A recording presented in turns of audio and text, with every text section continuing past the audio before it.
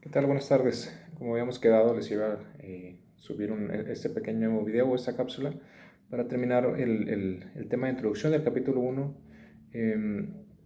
de la historia y los orígenes de la terapia familiar. Faltaba un pequeño apartado ahí donde nos habla de la historia de la terapia familiar en México, y acá nos habla específicamente de México DF o Ciudad de México hoy día, ¿no? En donde digamos que es donde surge, donde se establece los orígenes de la terapia familiar en México, en nuestro país, ¿no? Y son, digamos, algunos personajes médicos, la mayoría con formación como psicoanalistas o en psicoanálisis, quienes comienzan a tener este contacto y empiezan como a tener como digámoslo así, ¿no? A crear los primeros intervenciones y los primeros institutos o asociaciones o instituciones que van a brindar el servicio de terapia familiar. Digamos, estos nombres, estos personajes son el doctor Raimundo Macías, en colaboración con los doctores Roberto Derbez y Lauro Estrada, ¿no? Fue hacia el año 1969 cuando se inaugura, por así decirlo, el primer posgrado para la formación de terapeutas familiares en la Universidad Iberoamericana, ¿no? Y tenía como un año de duración este programa de estudios de posgrado, como les digo, que era tal cual para formar terapeutas en terapia familiar, ¿no? Digamos que el doctor Raimundo Macías tenía como esta tradición o este antecedente también, donde tuvieron contacto con algunos de los precursores de la terapia familiar, sobre todo en Estados Unidos, por ejemplo, en un curso que se daba en el Mental Health de Nueva York, y donde lo impartían también en el Hospital Psiquiátrico Infantil de Paso Gardens. Y este doctor Macías, o el doctor Macías, asistió como a este tipo de formaciones, ¿no? Digamos como antecedente antes de él venir acá y decidirse también como a establecer cursos de posgrado en formación en terapia familiar.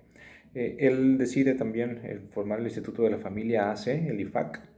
Digamos que también se lo incorpora a la misma Universidad Iberoamericana, y digamos que va a involucrar instituciones de salud para su práctica y atención, por ejemplo, como el Hospital de Pediatría, el Servicio de Higiene Mental del Hospital Infantil, el Instituto Mexicano de Atención a la Niñez, el Programa Nacional para el Desarrollo Integral de la Familia, el Hospital General del Centro Médico Nacional, el Servicio Psicológico de la Universidad Nacional Autónoma de México, entre muchas otras, ¿no?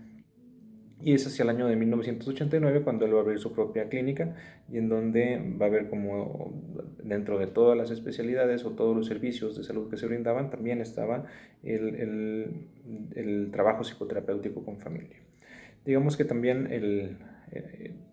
fiel, por así decirlo, a su tradición o a su formación psicoanalítica, él también se encontraba, digamos, el trabajo psicoterapéutico supervisado, por así decirlo, o controlado por grupos psicoanalíticos, como es la Asociación Psicoanalítica Mexicana, la APM, o el Instituto Mexicano de Psicoanálisis, el IPM, ¿no?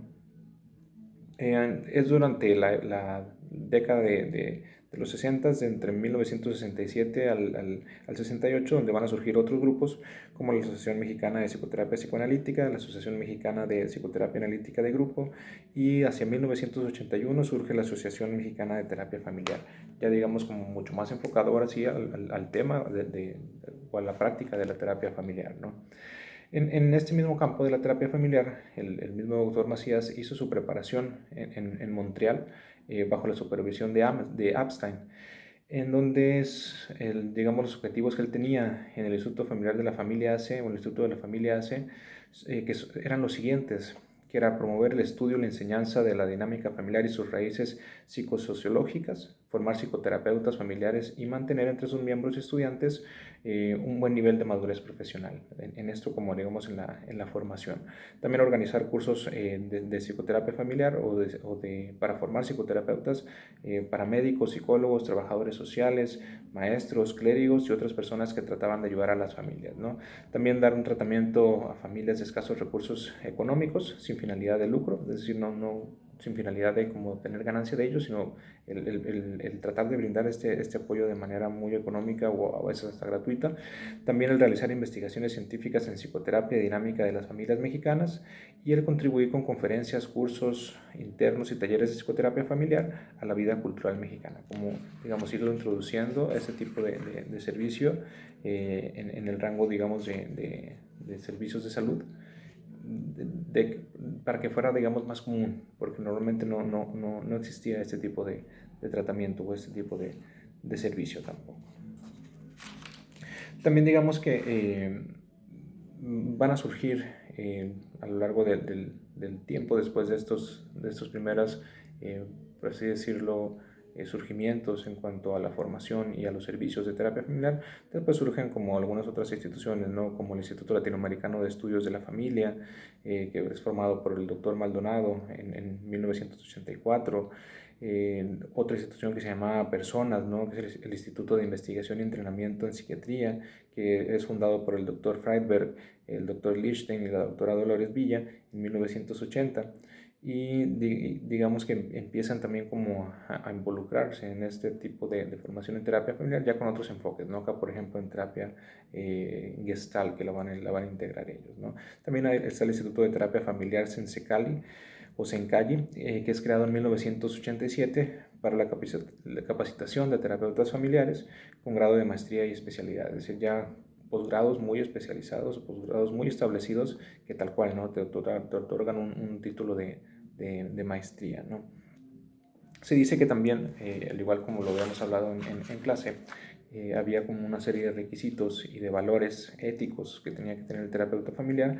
Digamos que el primer escrito que viene y aborda esto es un escrito que surge hacia el año de 1970, que se llama el Handbook of Family Therapy, que digamos acá se van a señalar como los valores éticos que debe tener un terapeuta familiar en su práctica profesional, como son la formación, la confidencialidad, el interés en el campo familiar, decepciones y frustraciones, la investigación y la actualización, ¿no? Y digamos que durante el periodo formativo de la terapia familiar, los pioneros se van a enfocar más en, digamos, todos estos aspectos, sí, de los valores de formación, pero también en conceptos teóricos y técnicos. Y digamos que estos valores éticos se delinean, digamos, como parte más como de las experiencias profesionales de aquellos, al momento de compartir como sus casos o sus experiencias personales en cuanto a la práctica de la terapia familiar. Y esos serían como, digamos, los nombres más importantes y también como el recorrido ahí, como les decía, breve, histórico cómo se funda o cómo se establece la profesión de terapeuta familiar acá en nuestro país. Y bueno, gracias entonces. Saludos.